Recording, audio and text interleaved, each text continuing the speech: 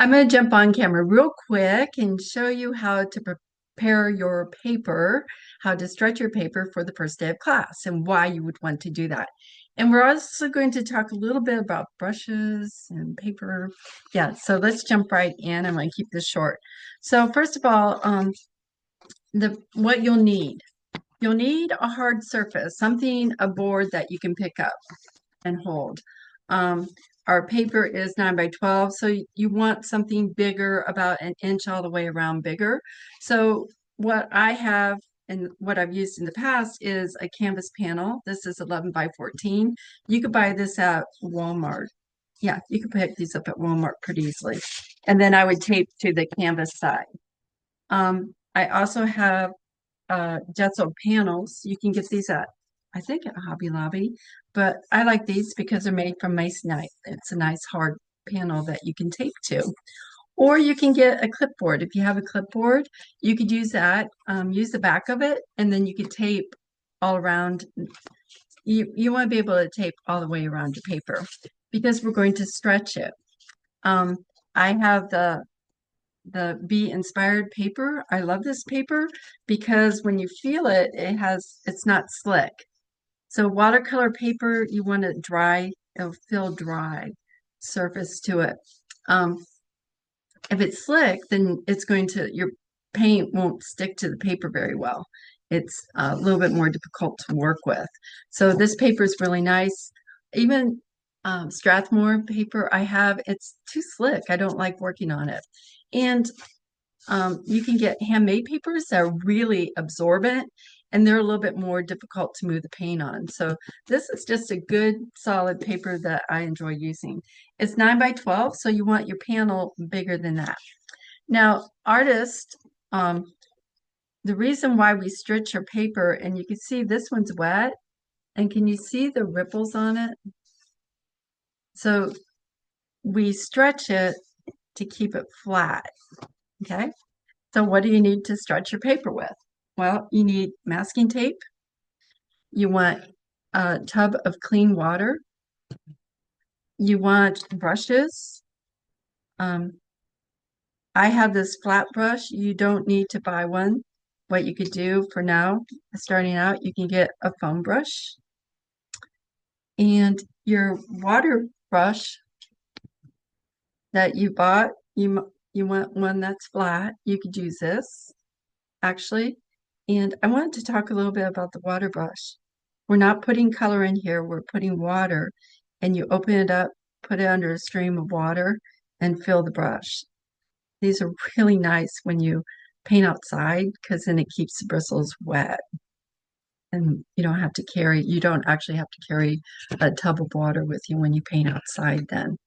Um, Another quick thing to look at when you're buying brushes, I want to talk a little bit about that.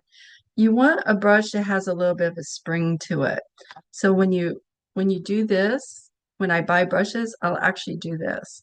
You want something that's not stiff, but has a little spring. Usually if it's a red bristle, they're nylon bristled. Red or white bristles are nice. This is my favorite brush because it's so versatile.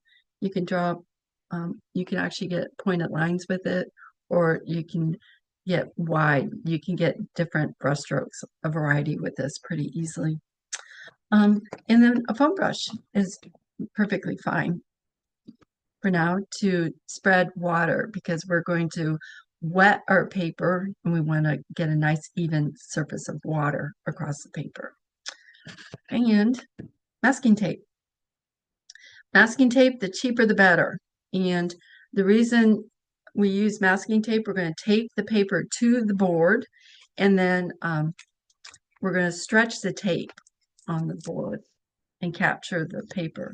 But what I do is right now it's super sticky. And we want to be careful. We want it sticky, but not super sticky. So I take my tape and I do this to my clothes. And I'm trying to get it so it's not so sticky. Okay. All right. Let's see. Yeah. We want to tape it. We want to wet it and stretch the paper. There we go. I want to make sure I got all the information for you.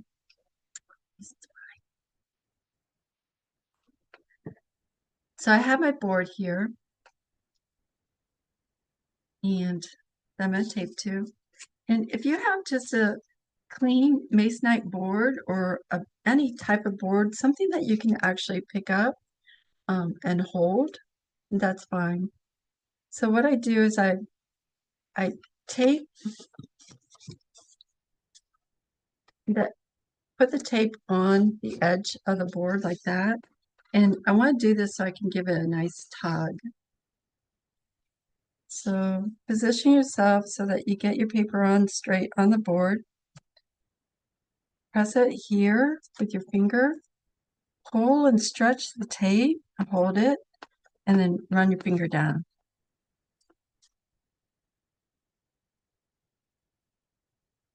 Stretch the tape, turn it, and lock it in. And give it just a nice tight. You want to make sure it's nice and tight. So go ahead. I'm getting fuzzies on my tape.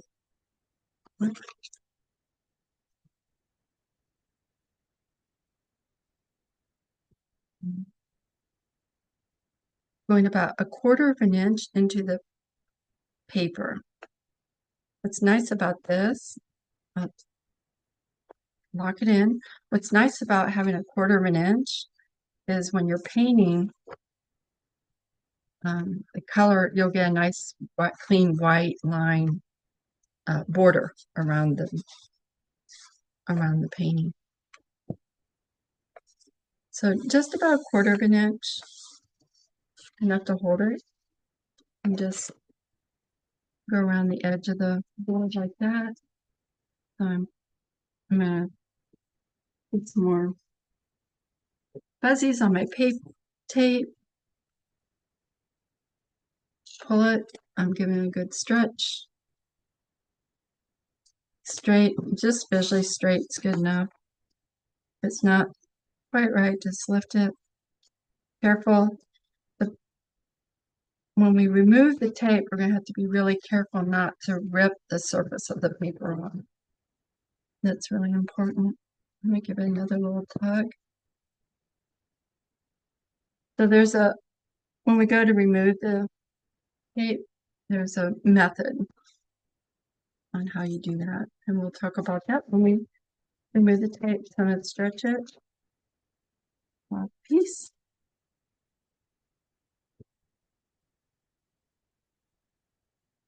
Stretch the tape. Get about a quarter of an inch into the paper. Give it a tug. Stretch the tape. Pull it and wrap it.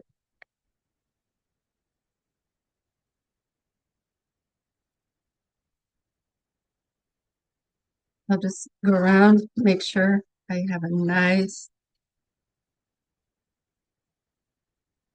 have the paper all taped down. Nice tight taping. Then what I'm going to do, a couple things. I can spritz with my spritz bottle. And I just want to get a nice cover of water across the whole paper. And as you're doing this, you're going to see the paper start to pucker. So I'm just going to move the water like this. So I don't want it sopping wet. I just want it a nice shine, an even shine across the page. You see how it's shiny? You see the shine on the page? So I'm going to be careful not to have puddles. It's going to start to lift. The paper is going to start to pucker, and that's okay because when it dries, it'll dry flat. And even with this paper, since it's not a professional paper, it will still pucker when we paint on it, but it won't be so, it'll be manageable. And you want to make sure you get all the way to the edge wet. So I'm just checking along the edge. next to the tape. I'm fixing this up. Now, something else that you want on hand, if you have it, all watercolors, all watercolor painters have a blow dryer. So when you're painting and your paper is wet and you want to work on dry paper, you could use let me change my camera. So when you're painting and your paints are wet, but you want to go back into it dry, you could use the blow dryer just to do a quick dry. So you want a blow dryer on this side too. And I think that's it. So that's how you stretch your paper. So what I would like for you to do is go ahead and stretch your paper. If you have any questions, just send me a message, send a direct message, and I can answer those. I'm setting up a Facebook group for us, messenger line, so that we could share like normal. And also you want to have dry paper. Just have your paper on the side, because we'll be working on dry paper and also stretched paper. Okay, I'll see you next on the first class coming up soon, less than a week. So we'll see you then. Any questions, just by all means, just send me a message. If you're having troubles getting drying gum, let me know. I'll send some in the mail to you. I'll see you next Tuesday, 5 o'clock, June 3rd. See you then.